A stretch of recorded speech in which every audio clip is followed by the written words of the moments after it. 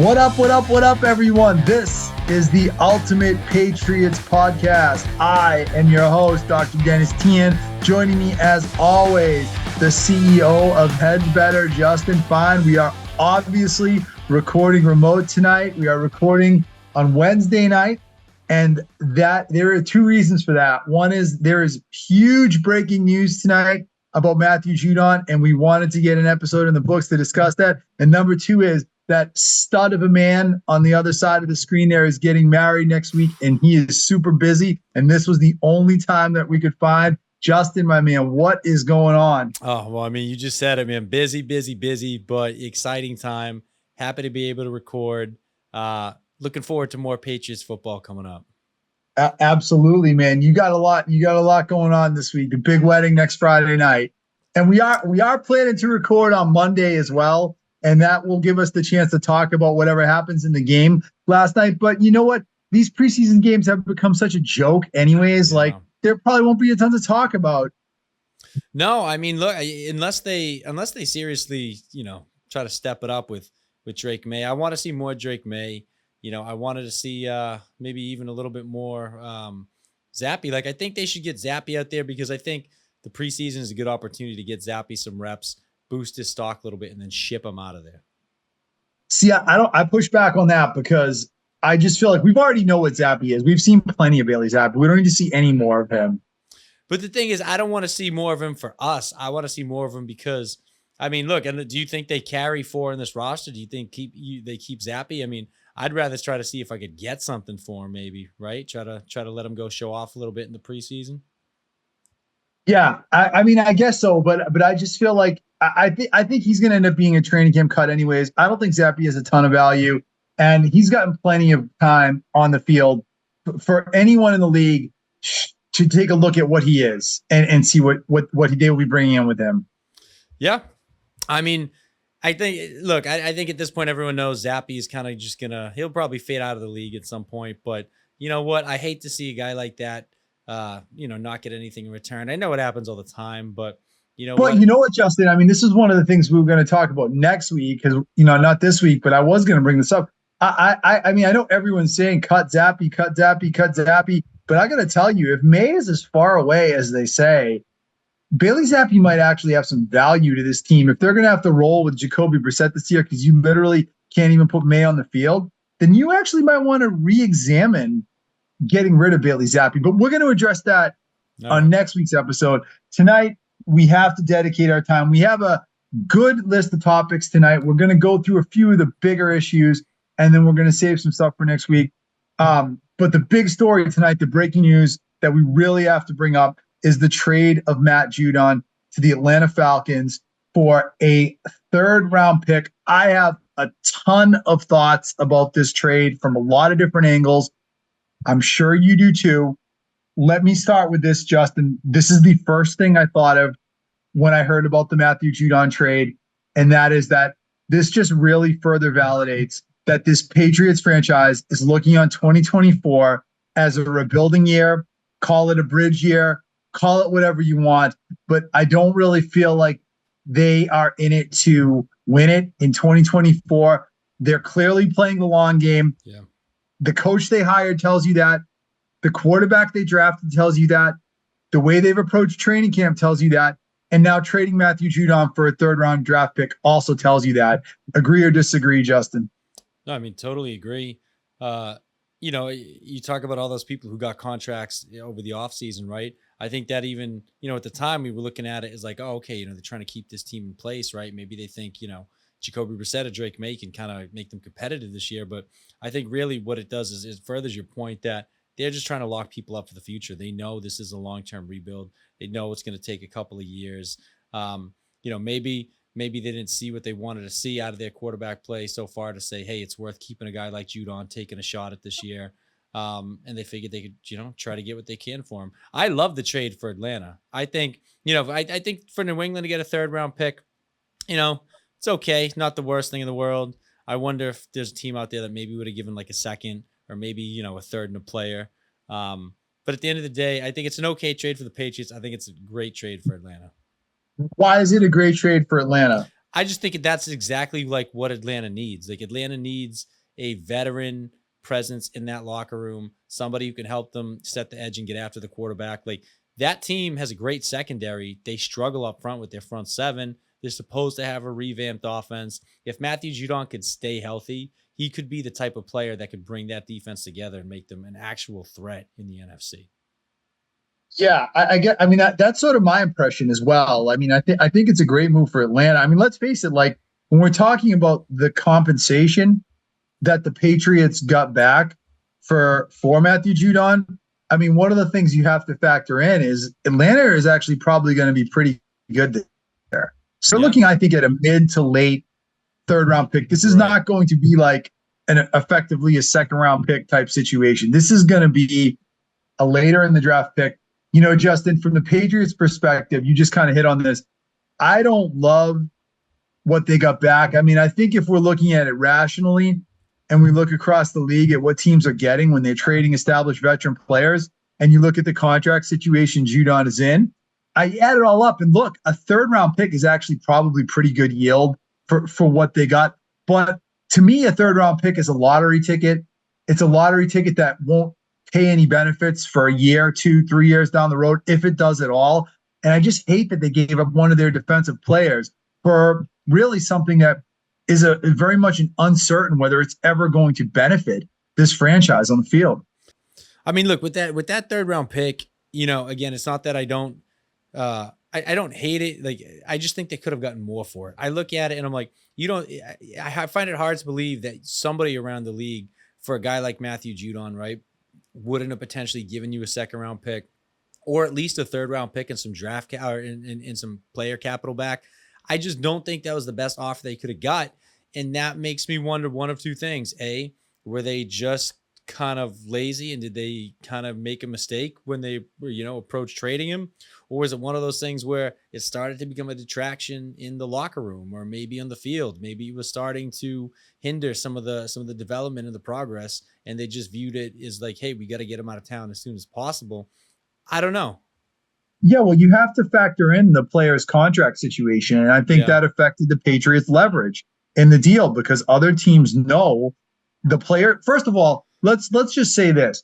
Matthew Judon didn't want to be here, I think. Right. And we talked about this 2 weeks ago because if he did want to be here, he would not have conducted himself the way he did during training camp. So that affects your leverage. Other teams know that. The contract situation affects your leverage. Where your franchise is right now and the fact that you're not competing this year with or without Matthew Judon, I think that all affects the Patriots' leverage. And I think that did affect the value of the player and what they could have gotten back from him.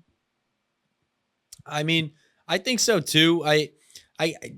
But again, we've seen teams get desperate, right? I feel like all around the league, it really doesn't matter what position, right? When there's a good player that's available and you're one of these teams that perceive yourself as being one or two good players away from really making yourself like a legitimate contender, we've seen teams overpay. I mean, I would imagine, you know what I mean? I would imagine that there must have been an opportunity to at least get a little bit more out of it. That's kind of my thing. I get it. His injury status, his age, you know, kind of what he was pulling in while he was here.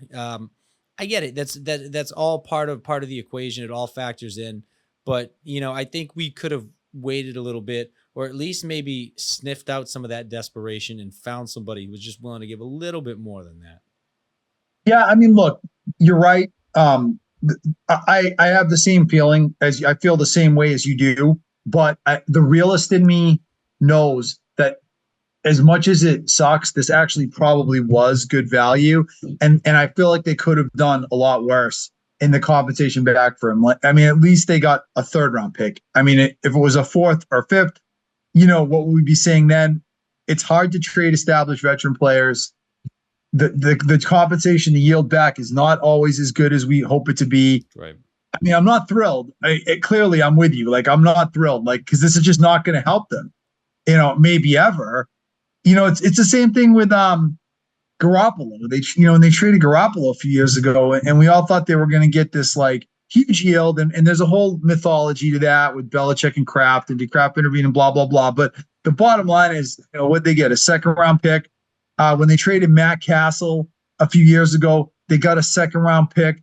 You know, it sucks when you trade these tangible assets and you don't get anything back but a chance that you might get a player down the road 2-3 years.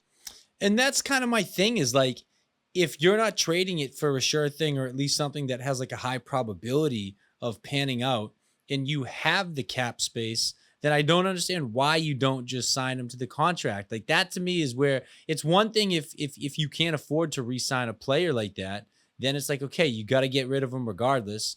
But if you have the cap space and you're able to sign somebody, what's the point of shipping him out for something that's not guaranteed at all, or even potentially less than what his true market value actually might have been? That's where I get a little bit bothered by it. But I hope it's for the best. I hope it allows some of these guys like Keon White and whatnot to develop. But you know what? At the end of the day, the Matthew Judon chapter's over, and I hope some of these young guys are able to step up.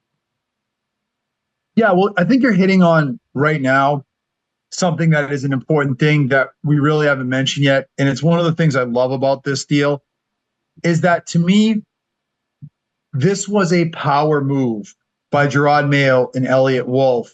And I think a necessary power move to come in and establish that this is not going to be romper room, substitute teacher, do whatever you want and get away with it. Let's face it, Matthew Judon was disruptive, bordering on disrespectful to Gerard Mayo for the 2.5 weeks of training camp thus far.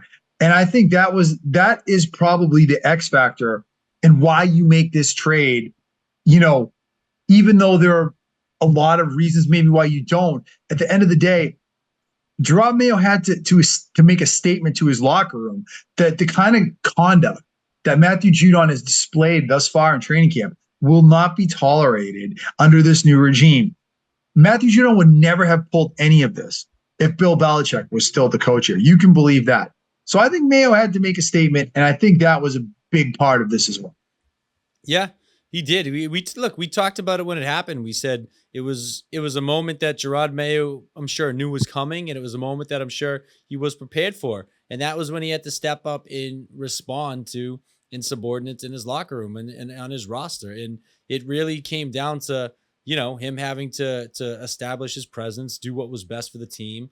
But you know, you hate to see it with a guy like that who could have added so much value. But at the end of the day, you know, it is what it is. And like we said, this team is rebuilding, and you know, Judon's not getting any younger. He's probably not getting any healthier. If the vision for this team isn't to go out and, you know, try to make the playoffs in 2024, and you're playing the long-term game, then look, maybe you just cut your losses, make that statement move, and hope that you can turn that pick into something.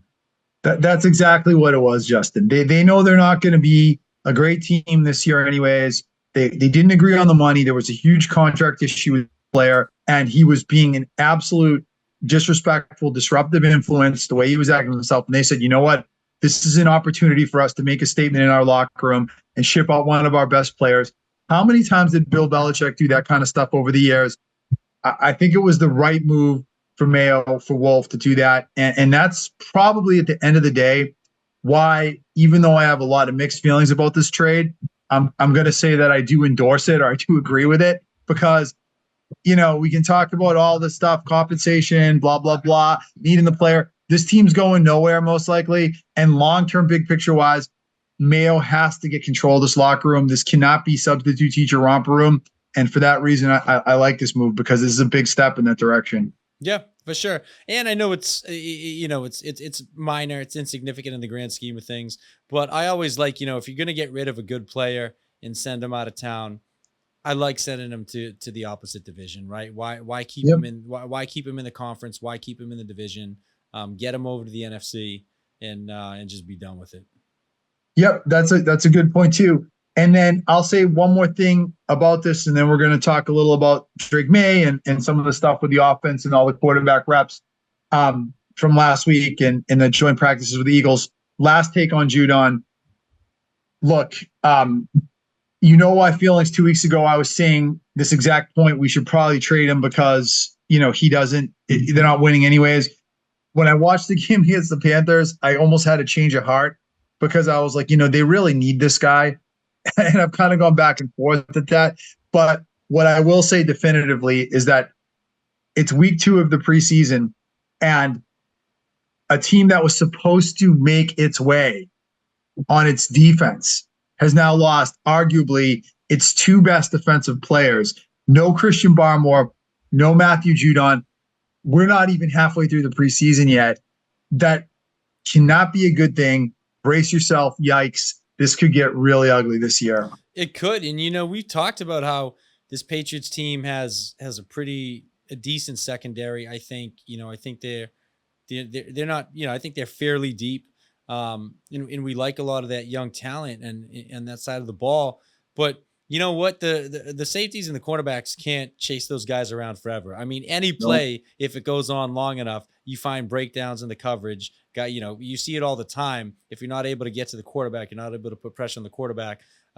Inevitably, there's going to be a breakdown in the coverage, and you see quarterbacks extend that all the time. And you lose Barmore, you lose Judon. I'm not saying that they're going to be an awful front seven, but they just went way down in the rankings, and it has a ripple effect, because if your front seven can't get after the quarterback, then your secondary is going to be less effective. Yep, no question about it. And that is, if you're one of these fans out there that was thinking this team was gonna be able to eke its way to respectability, like you, frankly, with the strength of this defense, I mean, this is a huge blow towards that. The first 3 weeks here of training camp in the preseason, and how this has all gone down, is a huge blow to that. And the third thing, which I was going to bring up next week, but just very quickly, Christian Gonzalez hasn't looked great either, and there's been a lot of negative buzz around him. So, and I think the idea that this defense is going to be able to win them games very much in jeopardy. And oh, by the way, they did lose the best defensive coach in the history of the NFL this offseason. So add it all up, and maybe that 4.5 win total is looking more and more like unders to play. I don't know, man. Yeah, and you know what? Speaking of that 4.5 win total, here's kind of the way I look at it.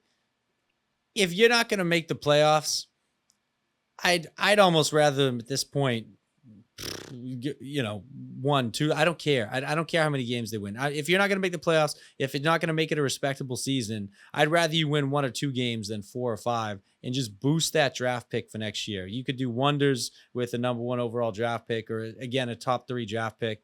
There's no reason to go out there and win 5 or 6 games.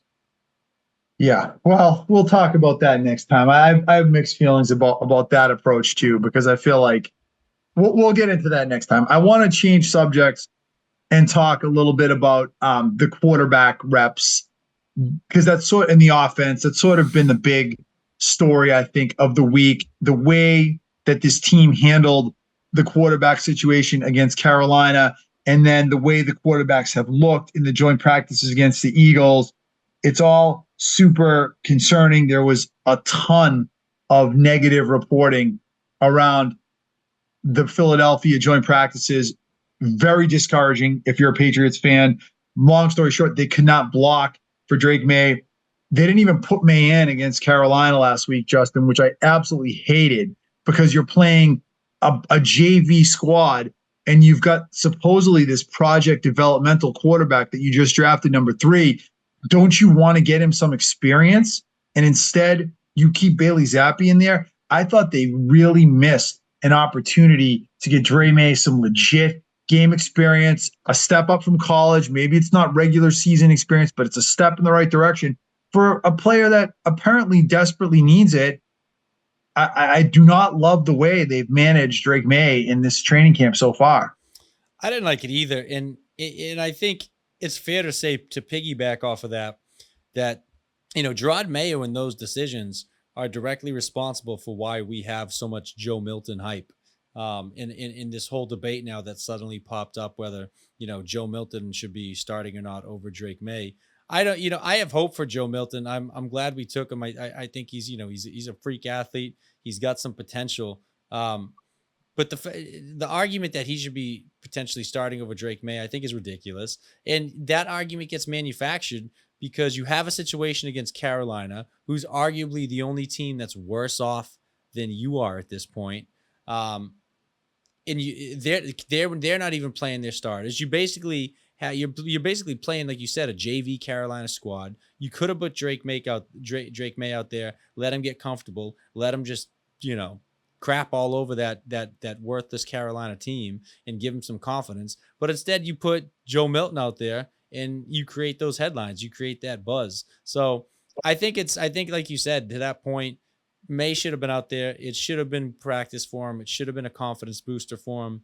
And instead, we got the headlines now that Joe Milton should be starting over Drake May because he goes out there and he does meaningless stuff against a meaningless team in a meaningless game. See, I look at it as a missed opportunity because you're playing Right. against the worst team in the league. And oh, by the way, they sat 30 of their starters. Exactly. So you're dealing with a JV squad for the worst team in the league. What better chance for Drake May to sharpen his teeth, work on his footwork in a game situation against a lot of contact, work on his timing, all the things we're hearing about all preseason. They passed that opportunity. And supposedly May is going to play tomorrow night against Philadelphia more. Philadelphia has a terrific defense, right? We heard what happened in joint practices. Now you're really putting May in a much tougher situation, a much harder landing. It was a missed boat. It really was. Yeah. It's not a big deal in the grand scheme of things, right? But it was just that it just to me it just shows. You know what it shows to me, Justin? That it makes me question if Gerard Mayo really knows how to develop a young quarterback. I totally agree. That's still yet to be proven. Um, and I think you're right. If you're going to play him against Philadelphia, how do you not let him go at least and get his feet wet against Carolina? It doesn't make any sense. It seems like you would do the complete opposite. It seems like you would protect him, give him a little confidence boost against Carolina, and then protect him against the Philadelphia team that, you know, could potentially hurt him if they're not careful out there, especially if their line's looking as bad as they say. Um, yeah, I haven't seen anything yet that's shown me that they know what to do with this kid. And honestly, like I don't know if it's necessarily that Drake May's behind all these other rookies. I think he just hasn't been given the chance like some of these other guys have. Yeah, and I mean, look, that to me, I, I know a lot of people are concerned about Drake May. I'm not concerned about him yet. It's way too early to be concerned. I need to Right. see him actually fail on the field before I even think I'm going to get concerned about him. But what I am concerned about is Gerard Mayo and Alex Van Pelt in this coaching staff, because to me, what they're showing is that they don't really have a plan or pathway to develop this young player at this point, or they don't. I don't know if I have confidence that they know what to do with Drake May. Yeah. No, I totally agree. We're gonna have to see something. Who knows? I mean, maybe Drake May comes out tomorrow night and surprises us. Maybe he looks good with against a superior Philadelphia team. But I think if that's the case, it's still kind of just like a fluke, and they didn't approach it the right way. No doubt. And you look across the league, like, I mean, look at, McCarthy, who's obviously hurt now. He looked Yeah. great. You can go down the list. Every single one of them went in there and they got reps. I mean, that's it. Look, JJ McCarthy did what he did against backups. Michael Penix looked good against a bunch of backups. Um, the rest of these guys, you could say it the same. Even Mac Jones got in and got some reps, right? And looked good.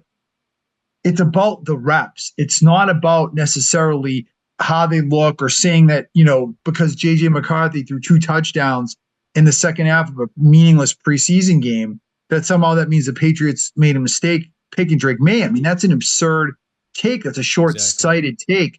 But it really is about the work that these other guys got. And for some reason, the Patriots decided, we're not even going to bother giving our guy that work. And that's what I find upsetting. Yeah, I find that totally upsetting too. Um, and again, it's just creating confusion and chaos where you already have so much uncertainty. I felt like they would have a better plan of attack for this. I couldn't agree more. Do you have any concern about Drake May, Justin? I mean, I have a little bit of concern. I mean, but again, it's like I don't really know what to make of it because I don't know whether to be concerned that he's not where he needs to be, and maybe that's why we're not seeing him in the capacity that we should be, or whether it's because they're just totally mismanaging it. Yeah. I mean, like, I'll say this, right? If it's actually legitimately true that Drake May is so unready, at this point that he can't even step on a preseason field against the Carolina Panthers, if that's legitimately true, then that is a little bit concerning. But I guess my point is, I think it's more a coaching staff thing, and I'm not going to push the alarm button until I actually see the guy fail on the field. But Right. if you really feel like this guy is so raw and so like just unpolished that you can't even put him out there, I mean that I don't know, that doesn't bode well. No, I mean, it definitely does. It doesn't bode what it. Something's not right, but we don't Something's know. not right. We don't know what it is yet. I'm blaming the coaching staff right now, but it could be it could be me. I mean, we're gonna time will tell. Let's see him get in a game before we actually make any judgments on that. I guess, right? Yeah. All right, one last take, Justin. Then we're gonna wrap it up. We're not gonna do any around the league or preview. One last take for you, and I think we should talk very briefly and just kind of close the loop on the Brandon Ayuk thing from last week. We talked extensively about this on the last episode of the podcast.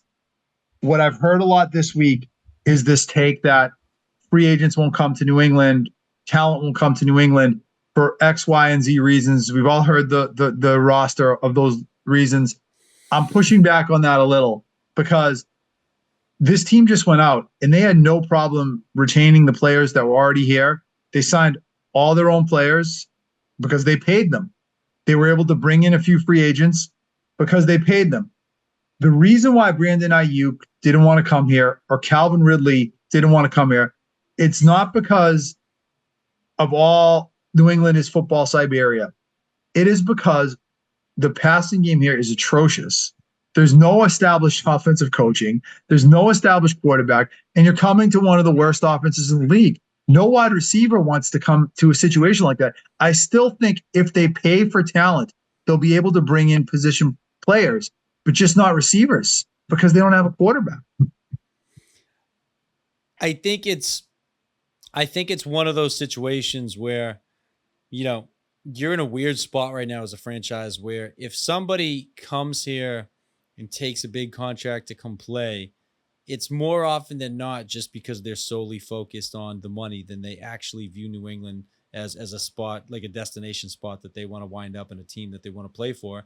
And unfortunately, you have to prove yourself just like the other teams that are trying to rebuild. You have to give people a reason to want to come play here. So that means you have to develop your young talent. You have to hit you have to hit on your draft picks, and you have to compete and make it look like you have potential, and that this is a place where guys can come and have a good opportunity. And after the last couple of years, especially with all the turnover heading into this year, I just can't I can't see a veteran or anybody willing to or wanting to come here as their number one option, especially, to take a discount. I mean, look, and I shouldn't say discount with Ayuk because Ayuk wanted $30 million. They offered him 32 million. I mean, they were going to overpay what he wanted. But it just really goes to underscore that at the end of the day, like as much as it is about money for these guys, there are some franchises and some opportunities where it's like not even the money is worth it to them. Yeah, but what I would say to that is that this is the reality of the NFL. We have a distorted picture of that Yeah, because yeah. we played here with Belichick and Brady for 20 something years, and players came here and they took less money to come here because of the Belichick Brady thing and wanting to win and wanting to have the chance to play in this program.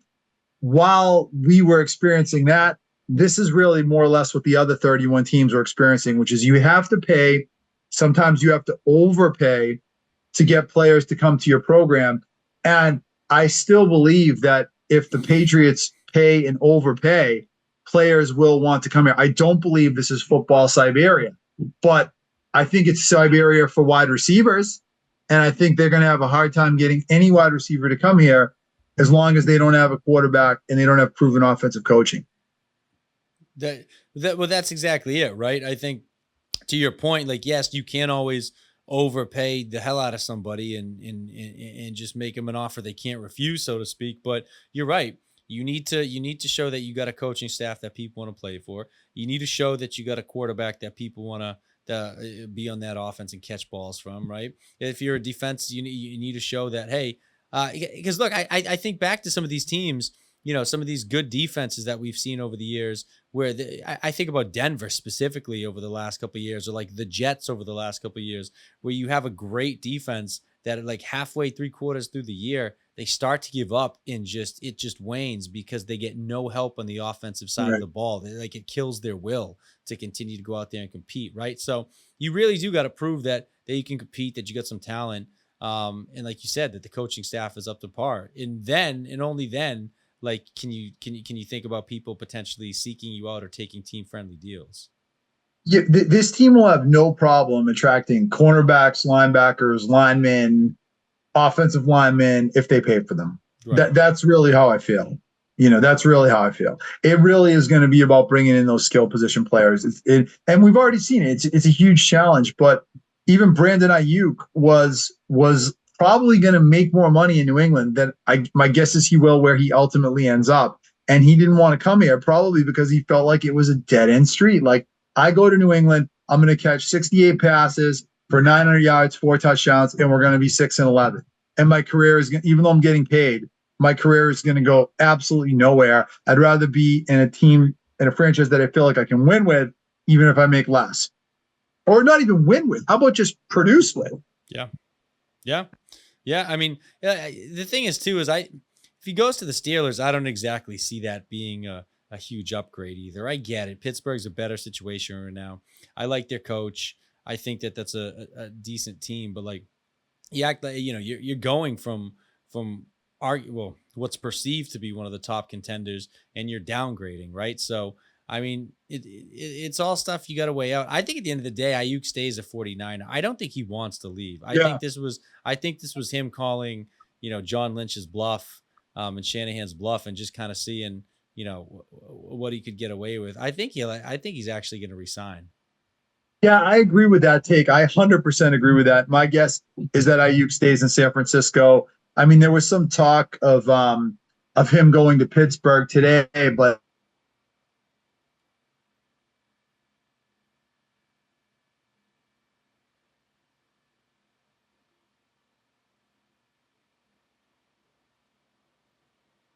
be productive. He knows he's going to win.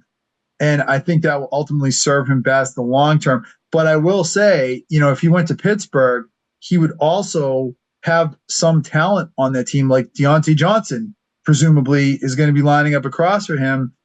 It's going to be a much better situation for him than, unfortunately, New England would be right now. Yeah. No, it is. It's going to be a better situation. I mean, not a great situation. I agree with no, you. Pittsburgh is not a great situation, but right. it's just compared to what he faced in Foxborough, where he would have a bullseye on his uniform every week. Absolutely, yeah, and I think he would start to get frustrated too. No doubt. Okay, listen, that's all the time we are going to take. I'm going to wrap it up. We'll do around the league next time. We preview the AFC North on Monday when we do record next.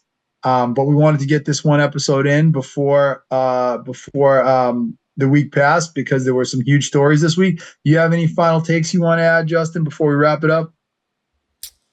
No, I'm curious to see what the plan of attack is for this Eagles game, right? I wonder what the Eagles are going to do. I wonder what the Patriots are going to do. Like we said, I count that first week of the preseason as such a wash. You played against such a bum team. It was their JV squad. We talk about getting them ready for week one, and coming out of the gate, ready to go. I think this is a perfect opportunity against a good Philadelphia Eagles team to get some real game or regular season type reps in. And I hope they take advantage of it. I hope so. And I hope they're able to do that without getting totally manhandled by a pretty good Philadelphia defense and a pretty good Philadelphia front seven. Yeah. Yeah. And now that, I mean, look, we knew Barmore was gone. Judon's gone. The last preseason game, it almost seemed like, okay, yeah, well, of course those guys aren't playing. But now that those guys are gone, or at least Judon, I'd like to see kind of what we really have with some of these young guys. I hope to see more Keon White. I hope to see some of these other guys. And yeah, I just like to see who's going to step up and fill some roles for us. Yeah, there'll be a lot to talk about. So we'll break it all down. We're going to record again Monday, so look for a new episode to drop early next week. Enjoy the game tomorrow night, everyone. Hopefully it'll be better than the first one, and we will pick up the baton on Monday with a new episode. Have a great week, everyone.